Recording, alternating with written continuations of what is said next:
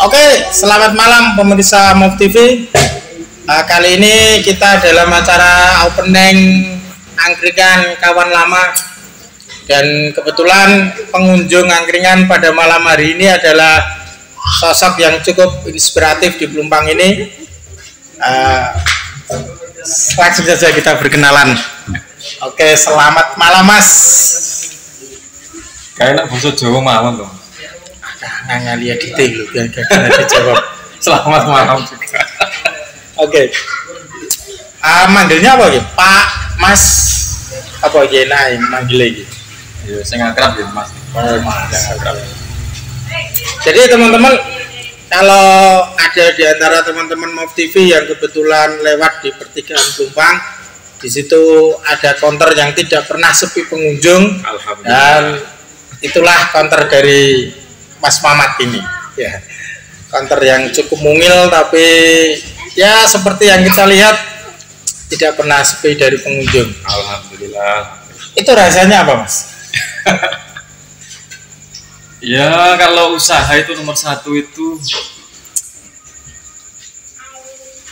kejujuran, Mas. Kita itu nggak pernah, katakanlah kalau kita jual yang barang yang second, kita itu harus bilang apa adanya, minusnya ini, kelebihannya ini, kelebihannya ini. Jadi orang mau beli silakan, nggak mau beli silakan. Hanya itu saja yang disampaikan itu kejujuran, apa adanya, jual barang apa adanya. Kalau apa jelek ya bilang jelek, baik ya bilang baik. Ini untuk yang second loh ya. Kalau yang baru kan sudah pasti barang dari apa, dari pabrik sudah segel. Jadi kita pasti bilang ini tinggal apa ya, konsumennya mau pilih yang merek apa, mau pilih yang spek kayak gimana, RAM berapa, itu terserah. Cuma untuk yang second saya usahakan itu menjual apa adanya.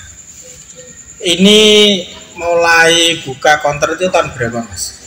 Mulai bergelut di ini dunia penjualan apa, handphone. Awalnya gimana kok tiba-tiba? Ya awalnya ya kredit dulu, Mas. Kita kalau istilah Jawanya itu mindering. Kita beli di counter lain. Waktu dulu belum ada di Pelumpang sih. Kita ambil di Bojonegoro, kadang di Tuban. Terus kita kreditkan, ada yang 3 bulan, 5 bulan, sampai 10 bulan. Itu awalnya bergelut dengan apa itu, gadget, utamanya HP. Modalnya cukup besar berarti ya untuk awal ya? Karena ngambilnya cash terus dijualnya kredit. Kalau bilang besar kecil itu ya relatif, Mas. Kalau dulu kan belum ada Android, awal-awal buka dulu. Iya, masih Candy Bar, masih yang apa itu yang pakai Nokia dulu. Iya. Terus ada Nexian, ini saya langsung sebut merek aja. Terus ada Mito, Advan, HP-HP seperti itu, Asiapun, kalau masih ingat masih. Ya, seperti itu belum ada Android. Iya. Belum ada Android. Terus ini Mas, memang dari awal dari muda ini terjun langsung ke dunia jual beli handphone ini, atau sebelumnya sempat usaha lain atau punya profesi lain sebelum masuk ke ini?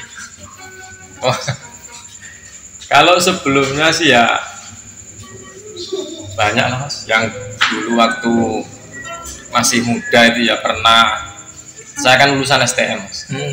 Lulusan STM terus sempat kuliah, ya bahasa Inggris kalau nggak salah, bahasa Inggris kok, bahasa Inggris. Ya terus itu saya nggak tahu, jujur saya nggak tahu kalau kuliah di situ itu nanti dapat gelarnya itu sarjana pendidikan. Ini jujur.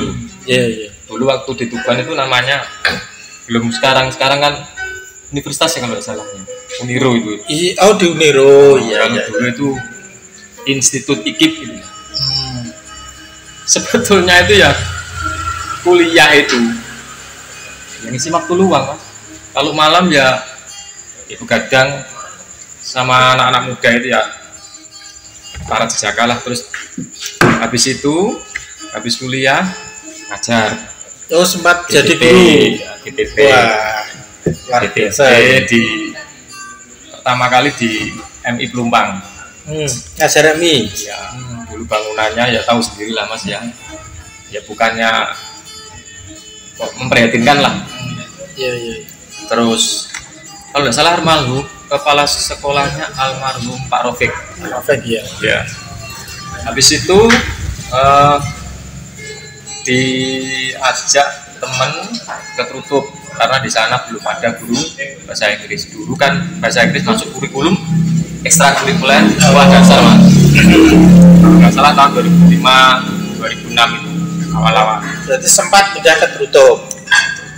Di Trutup kepala sekolahnya waktu itu Pak Musle. Pak Musle sekarang udah pensiun.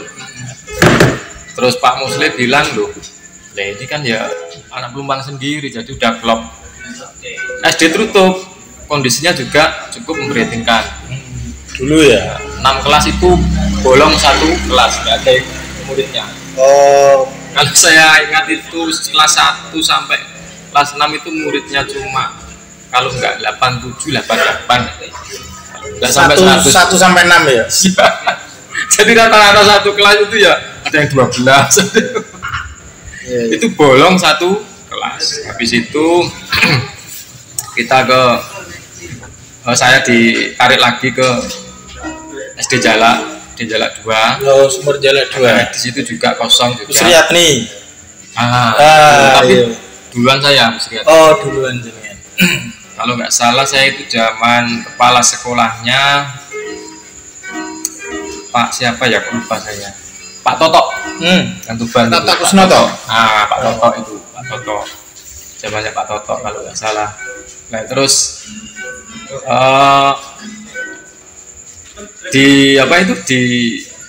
ada apa itu K2 dan seterusnya itu ada persyaratan-persyaratan tertentu yang tidak bisa saya penuhi. Ya. Terus akhirnya saya nggak lolos, ya.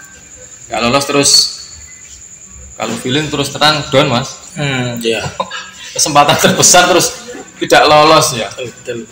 Terus orang tua bilang jalan rezeki itu 1000 jalan. Rezeki itu 1000 jalan. Coro Jawanya itu angger obah mesti mama. Nah, dari situlah awal mula saya keluar dari dunia pendidikan terus masuk ke per-HP-an. Tahun berapa? Kalau nggak salah 2012-2013. Dan juga punya dulu usaha persewaan PlayStation. Iya, banyak anak Pelumpang banyak. Masih marak untuk PlayStation. Terus ini Mas, sekarang kan sudah punya anak berapa sekarang? Alhamdulillah 3 ya. Yang paling besar? Paling besar kelas 2 SMP. Kelas 2 SMP. Cara memperkenalkan gadget kepada anak-anak ini kan hari ini menjadi perhatian, menjadi masalah, juga menjadi sisi positifnya juga ya, gadget ini. Terus kalau di keluarga Mas sendiri kan karena memang kesehariannya bergaul dengan itu, terus cara memperkenalkan ke anak sisi positif dari gadget agar tidak berlarut-larut dengan itu gimana? Rata-rata anak kan kalau main HP ya, untuk yang belum SMP, misalnya kalau masih SD, ini seperti anak saya yang kedua itu kan masih SD kelas 1 sampai kelas 3 lah ya, itu kan belum paham benar dengan HP yang dipegang itu. Dia mau main apa belum paham. Katakanlah ambil contoh yang sering dimainkan itu cuma TikTok sama YouTube. Kalau saya pegangkan HP itu saya beri pembatas, maksudnya itu ada mode terbatas untuk usia, dan juga akunnya saya tembuskan ke HP saya agar tidak ada kontrol konten-konten yang dewasa yang masuk. Terus kalau untuk yang kelas 4 sampai kelas 6 itu biasanya sudah mengerti Mas, ya sudah bisa game, bisa unduh aplikasi, unduh apa itu sendiri juga. Nah ini juga harus dipantau terus. Anak gadget itu kadang-kadang saya juga miris Mas, kemana-mana anak seumuran segitu itu kalungan charger. Iya, betul. Dia mereka kalungan charger, pegang HP, datang ke warkop ya, atau sekarang itu wifi itu jarak 5 rumah udah ada wifi, jarak 6 rumah udah ada wifi, Mas. Saya juga miris itu lihat anak-anak seumur segitu, mereka kalungan charger, duduk di pojok sambil wifi-nan. Nah itu yang susah dikontrol orang tua. Kalau dulu anak saya seumuran segitu, 1 jam main saya minta, 1 jam HP main saya minta. Kalau dulu ya, kalau dulu masih bisa ya. Bisa. Terus untuk yang SMP ini, untuk anak saya ini sampai sekarang tidak punya akun media sosial. Saya sangat melarangnya, baik TikTok, Instagram, Facebook dan lain sebagainya. WA ada tapi cuma WA saja untuk komunikasi. Nah, itu saya sangat membatasi. Ya sisi negatifnya dia sering protes, Mas. Iya. Ya saya cuma bilang kalau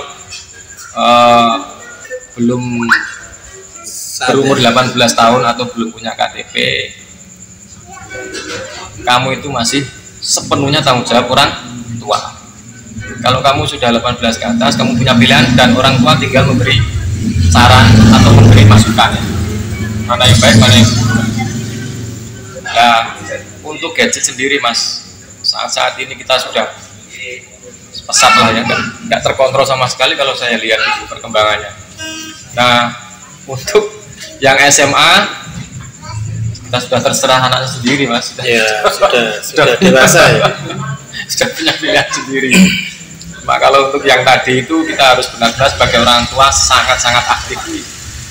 Iya, kita sendiri kan pengennya sebenarnya lama pengen ngobrol dengan jenengan soal ini, karena pengen lihat orang yang hidup dari gadget itu memperlakukan gadget untuk keluarga itu seperti apa gitu. Mungkin kan ini bisa menjadi sebuah sebuah referensi baru untuk teman-teman Mob TV. Orang yang hidup dari gadget pun memperlakukan gadget untuk keluarganya itu terbatas. Ada masa-masa tertentu di mana anak memang dibiarkan dan ada masanya memang harus dibatasi. Nah, jadi orang-orang yang mungkin tidak tergantung hidupnya dari gadget, mungkin kan bisa mengambil sisi positif dari yang jenengan terapkan di keluarga sehingga lebih bisa mengarahkan anak-anaknya. Inginnya kita ke sana karena ini untuk edukasi teman-teman pemirsa Mob TV. Terus kalau hari ini misalkan ditanya pilih pendidikan atau usaha, lebih milih mana? Kalau secara hati nurani, karena dulunya kan pernah ngajar. Sebetulnya itu jalan hidup, Mas.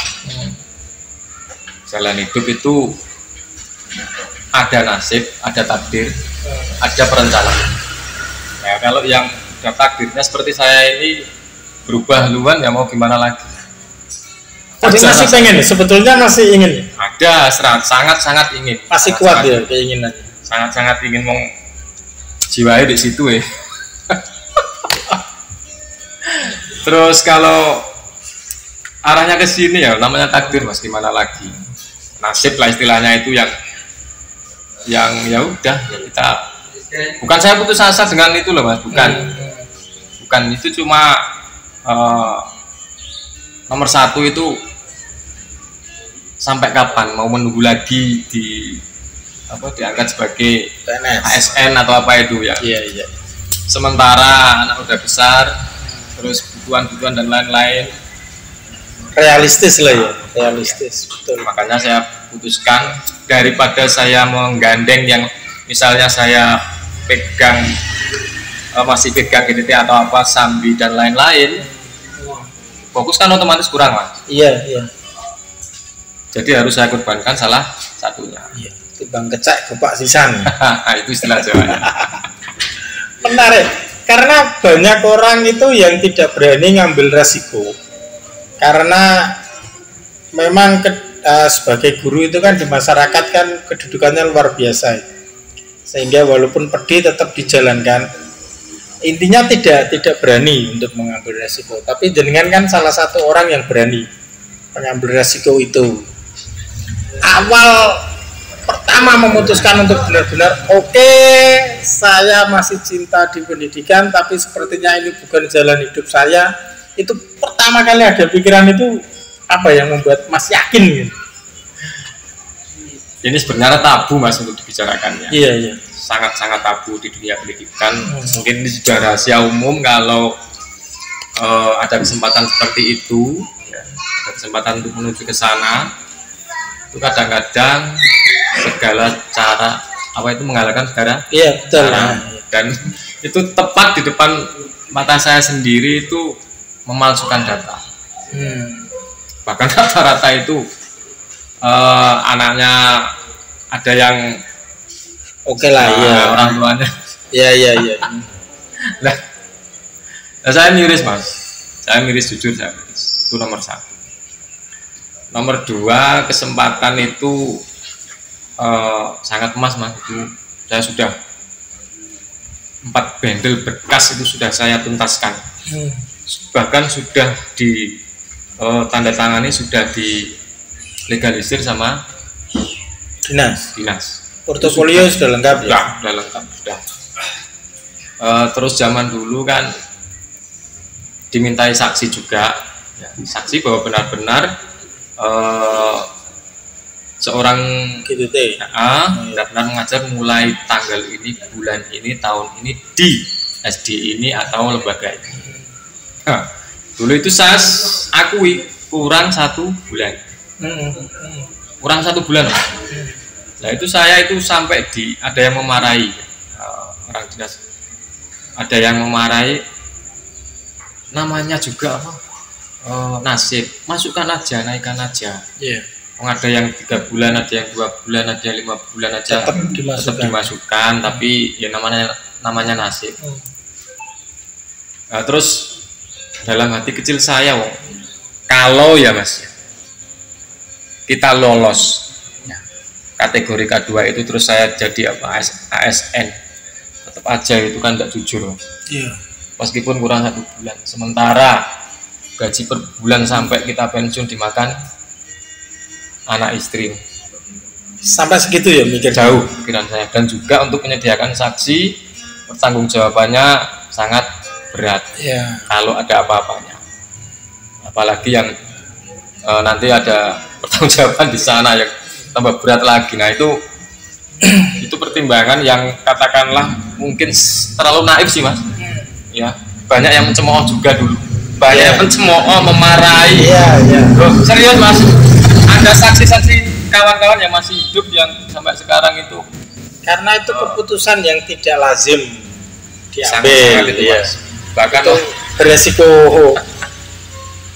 digoblok-goblokan, terus dinaif-naifkan, sok jujur apa.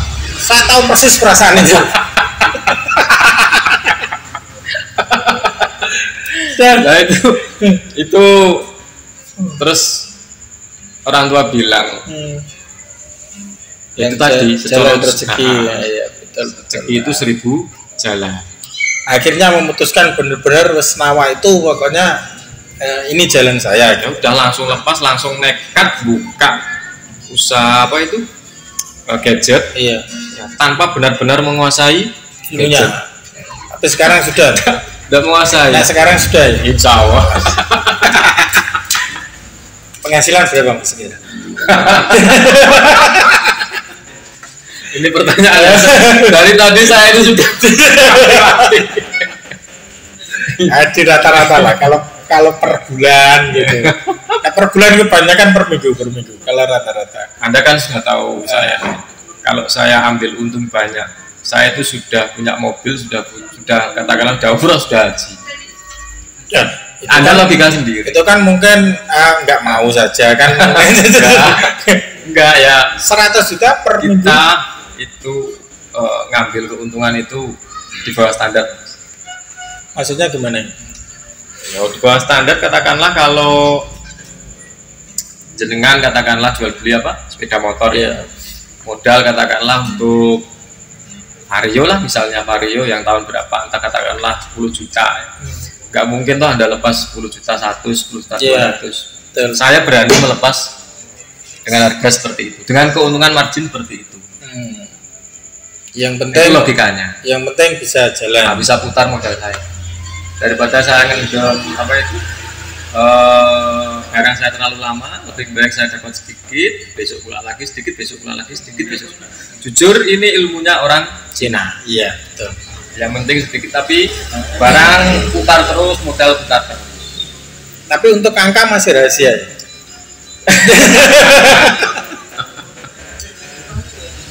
Offline lah ya. Iya, offline. Siap. Jadi teman-teman tanyakan apapun pada pengusaha, tapi jangan tanyakan tentang penghasilannya karena kalau pasti saya kasih tahu. Berhubung belum banyak, saya masih rahasiakan.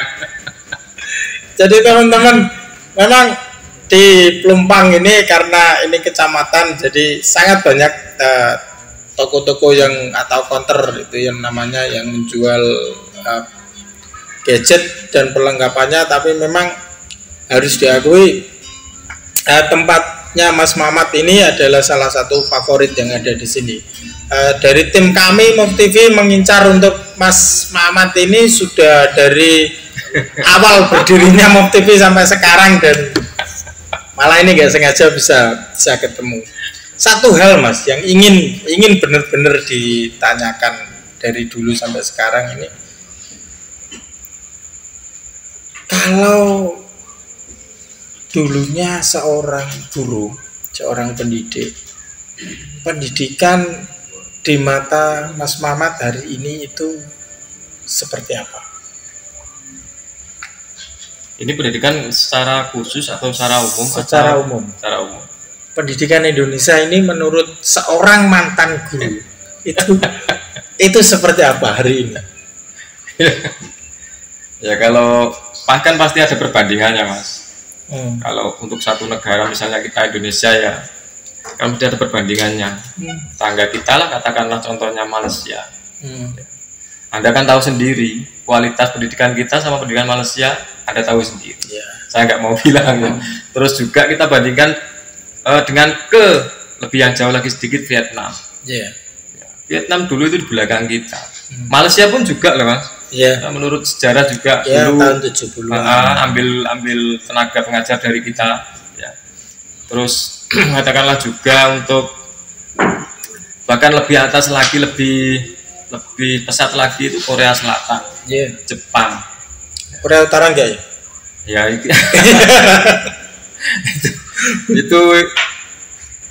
itu lain hal Mas. Misalnya kalau kita kan negara tertutup, jadi kita nggak tahu seperti apa keadaan Korea Utara. Tapi kalau Korea Selatan ini sangat pesat, apalagi yang Jepang. Yang saya tahu ya di Jepang itu Mas, yang saya tahu ya usia satu misalnya prasekolah kan biasanya kan 3 ke bawah 4 ke bawah sampai umur 10 tahun itu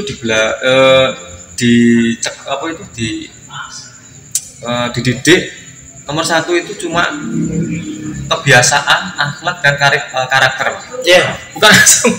Bukan langsung anak masuk PAUD atau TK itu langsung disuguhi huruf A, B, C atau apapun itu.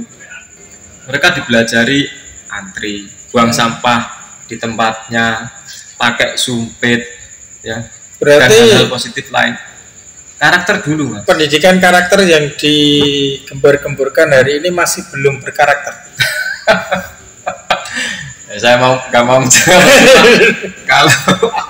kalau kita bandingkan Mas ya, kalau untuk bahkan ada yang kalimat seperti ini dulu waktu kalau tidak salah saya lihat di Facebook ya di media sosial, kalau orang Jepang itu ya ada yang berkata, mungkin siapa ya, kalau nggak salah itu juga pengusaha, kalau nggak salah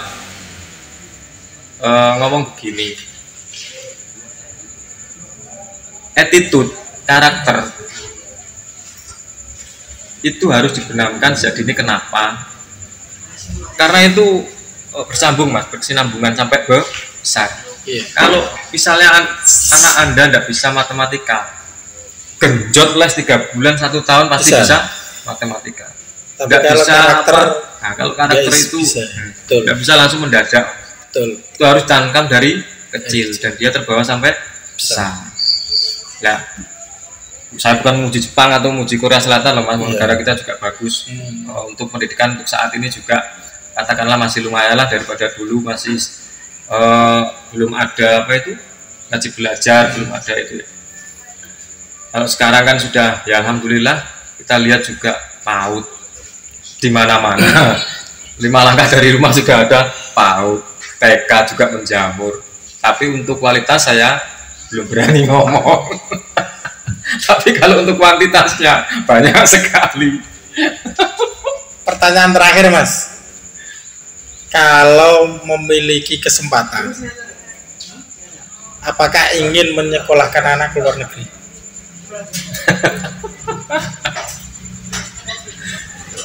Jujur Mas ya, untuk anak itu saya ya sedikit banyak ya niru sistemnya orang Jepang tadi ya.